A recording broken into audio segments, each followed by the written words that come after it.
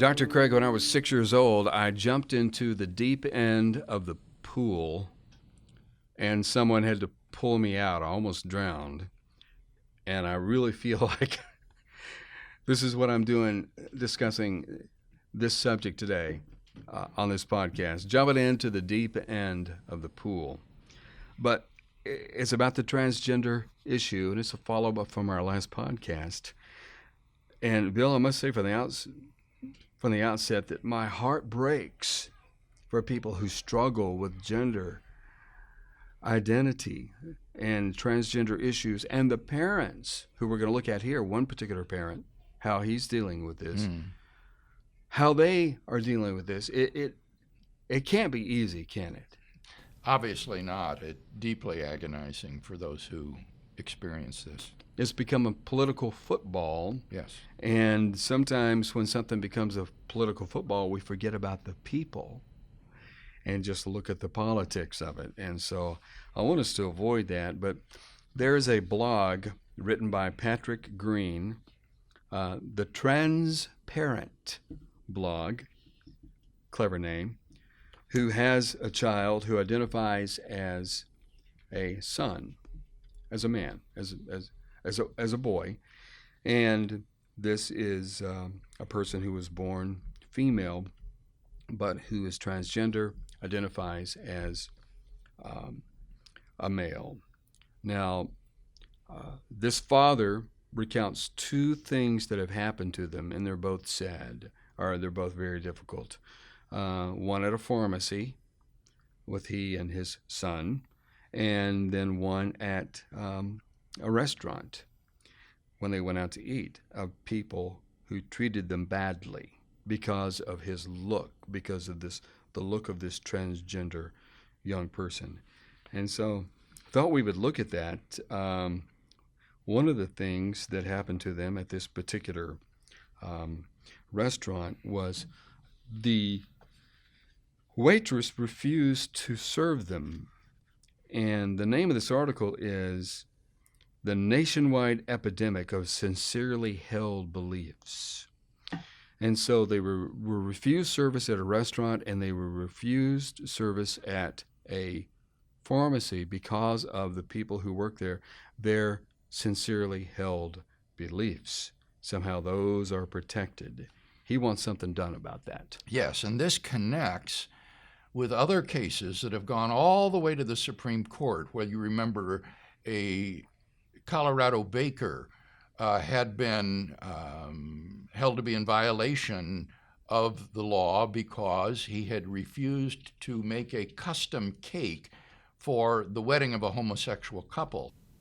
The Supreme Court reversed this court's ruling, sent it back to the lower court, because they said the Civil Rights Commission in Colorado was not exercising appropriate neutrality on this issue as a government agency, but were adopting a particular point of view that discriminated against this baker. And then more recently, there was the Oregon florist as well, who had a similar case, returned to the lower court with the advice from the Supreme Court that they look at this decision that was made in the case of the Colorado baker. So this is a very hot issue today, whether or not a person's sincerely held religious beliefs can justifiably affect the sort of work that one will do for clients.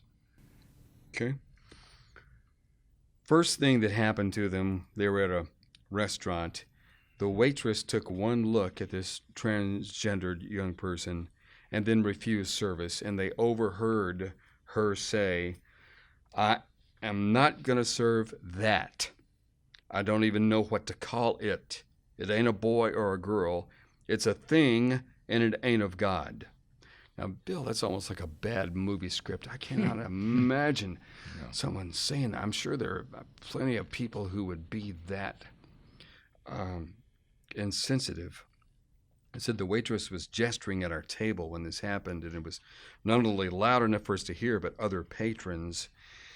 And so he looks at his son and said, "Look at me. Nothing is going to happen to you. I'm here and you're safe." And then he says, "We are going to stand up with our heads held high and our back straight. It will be a steady pace. We don't look at anyone. We don't talk to anyone. We just walk to the car and we leave like men. Got it?" He nodded. Okay.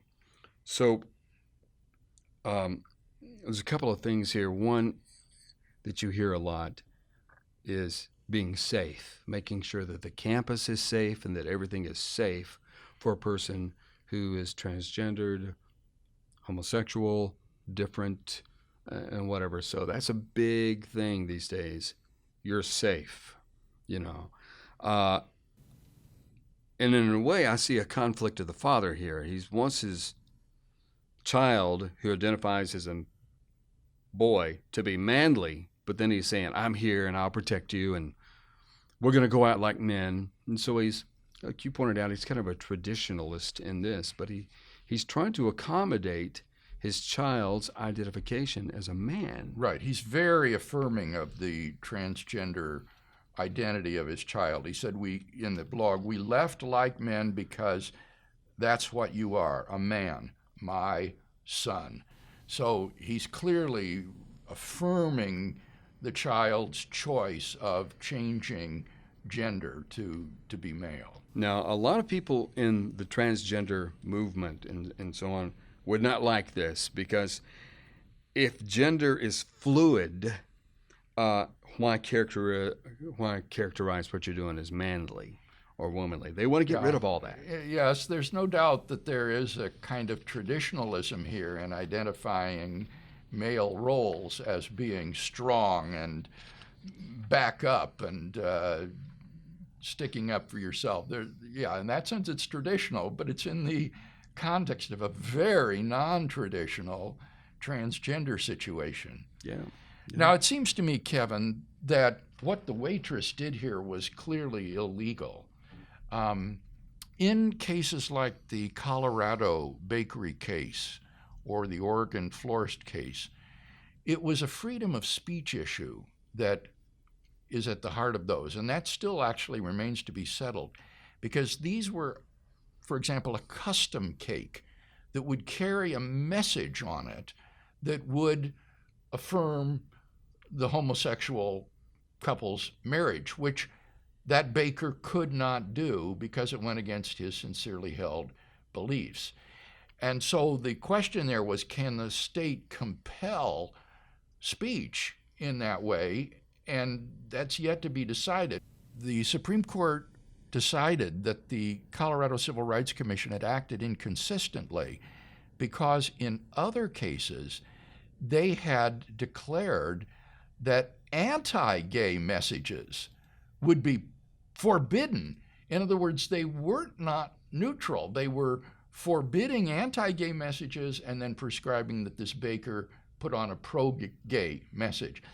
And so this is a case that involves freedom of speech and coerced speech. And there's nothing like this in the case of the waitress at the restaurant. Nothing that has to do with her freedom of speech, freedom of expression. All she had to do was carry food to the patrons. And so it seems to me that this would be a clear example of discrimination that could not be justified on the basis of sincerely held beliefs. Yeah. The second story that happened to them was at a pharmacy.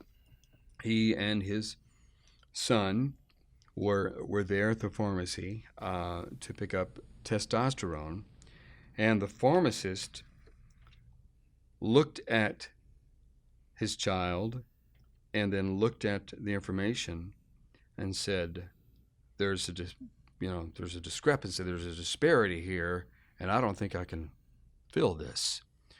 Well, the father thinks that this pharmacist was doing that on purpose, that she was doing this to humiliate his transgender son, his transgender child. But as you've pointed out when we were talking about this before, there could be legal ramifications here. Yes, there could be. In this case, I think it's different than the case with the waitress.